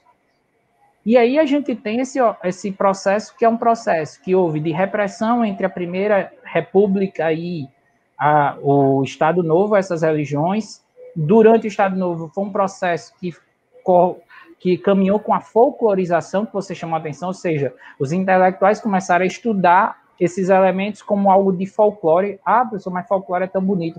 Tem um problema no conceito de folclore. Folclore tem algo a dizer sobre algo que está morto morrendo, ou morto morrendo, algo que vira passadista. Ou uma alegoria, né? É só uma alegoria. Isso. E aí o que é que aconteceu? Esses estudos não se preocupavam com a riqueza, a manutenção e a resistência desses povos, muito mais ficcionados nessa folclorização, que é o que dá os nossos dois grandes museus de Alagoas, que é o Museu Theo Brandão, riquíssimo, mas cheio de folclore, e o Instituto Alagoano, né, o IAGA, o Instituto Alagoano de Geografia e Arqueologia, que é o Instituto Histórico, que tem reunido dentro dele justamente os instrumentos das casas que foram derrubadas em 1912. A federação já fez vários documentos reivindicando que fosse feito um novo museu, que aqueles elementos fossem retomados por eles, para que eles pudessem, né, dar o significado que eles mesmos querem para aqueles objetos. E aí é interessante, o Estado de Vargas, ao mesmo tempo, estava criando essa identidade nacional entre 1930 e 1945, o famoso mito da democracia racial, o Brasil é um povo mestiço, misturado, tudo está na paz, mas alguns elementos da cultura negra, como o candomblé e as suas religiosidades, ainda continuaram criminalizados até 1946, quando é aprovada a lei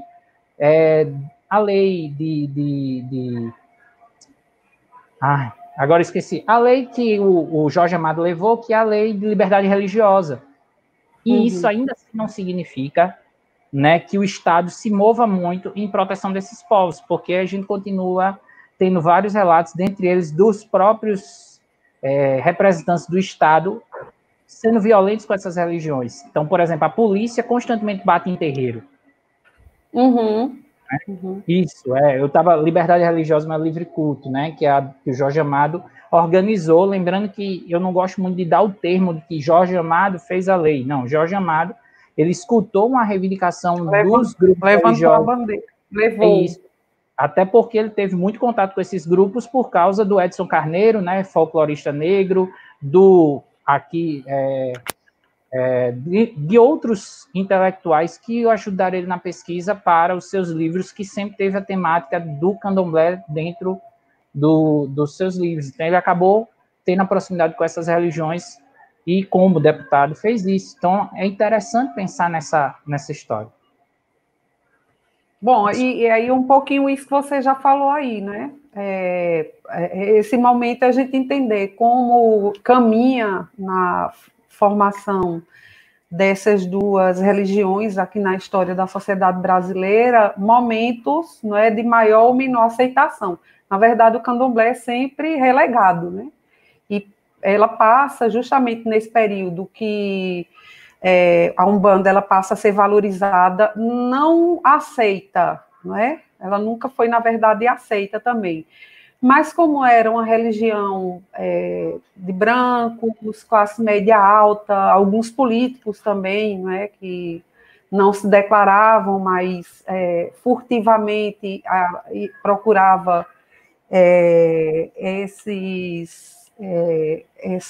essas religiões, não é? Mas chega nesse período justamente aí dessa identidade nacional, dessa política de branqueamento aqui no Brasil, que a gente começa a ver também conflitos dos próprios umbandistas em relação aos candomblecistas, não é? De relegar, não é? Aquilo que Renato Ortiz chama de uma desafricanização. Isso vai estar acontecendo aí por volta da década de 30, não é? E só posteriormente, dentro daquele movimento que você falou agora há pouco, da década de 70, que vai ter aqui no Brasil, não é? Do próprio movimento artístico, cultural, do tropicalismo, não é?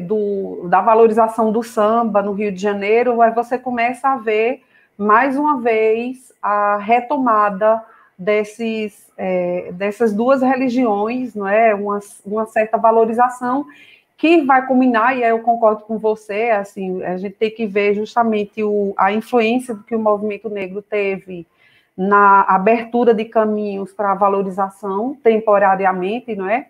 O que é que eu estou falando temporariamente? Sim, aparece na década de 80, na Constituição de 88, a valorização e o respeito, não é? A liberdade de expressão religiosa, o direito de você praticar, de você ter suas práticas religiosas respeitadas, e posteriormente, já no século que nós vivemos, como é que chama? O Estatuto, né, da Igualdade Racial, que também vai reafirmar esse direito, mas tudo dentro desse contexto, a gente ainda vai sofrer, né, a perseguição desses grupos. Então, esse movimento de ora o Estado valorizar, ora o Estado excluir, ou da parte da sociedade também, uma exclusão que se dá mais relacionada ao candomblé do que a própria Umbanda, está relacionado também à própria constituição, não é, das transformações que vão ocorrer dentro da Umbanda, nesse sentido de ora dialogar e ora se distanciar. Não é? Então, segundo o Reginaldo Prandi na década de 80, a Umbanda ela vai voltar às raízes, não é? Essa volta, esse retorno, ele é tão forte que muitos pais de santo passam por uma formação primeiro no candomblé, para depois montar suas casas de Umbanda, não é? Essa união, né, ou essa aproximação dessas religiões que vão ser também fortalecida não só pelo movimento negro, mas a própria criação de uma série de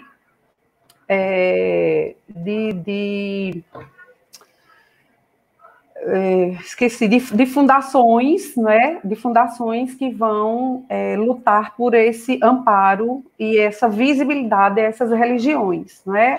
As federações, né? Eu acho que boa parte delas são as federações, né? Isso.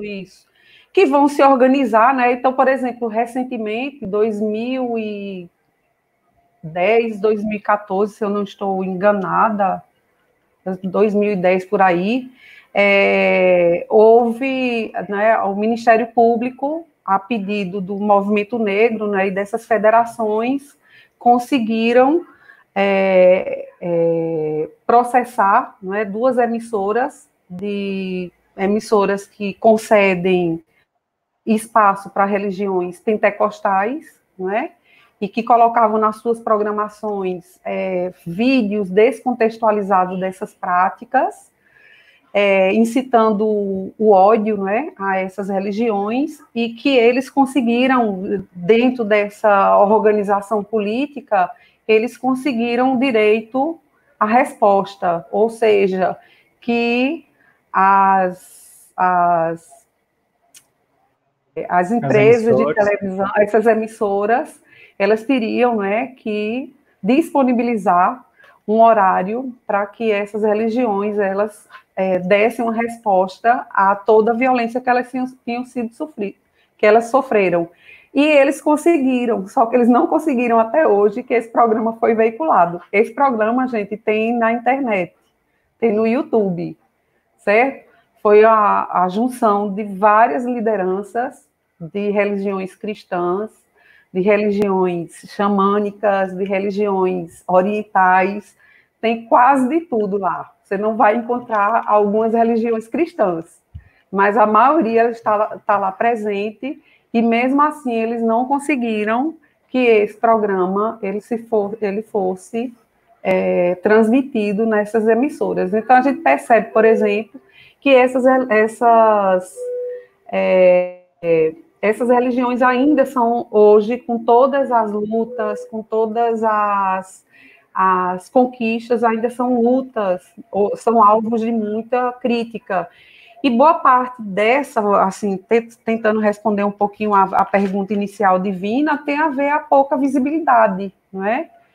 Pouca visibilidade na escola, muitas vezes, como você falou, a gente não consegue dar conta, né? Tem a ver também com o universalismo que Lucila falava também, né? É muita coisa para você dar conta, e muitas vezes a gente sente, a depender da escola, você sente uma dificuldade de trabalhar determinadas temáticas, não é? Ou porque a família, se for principalmente escola particular, a família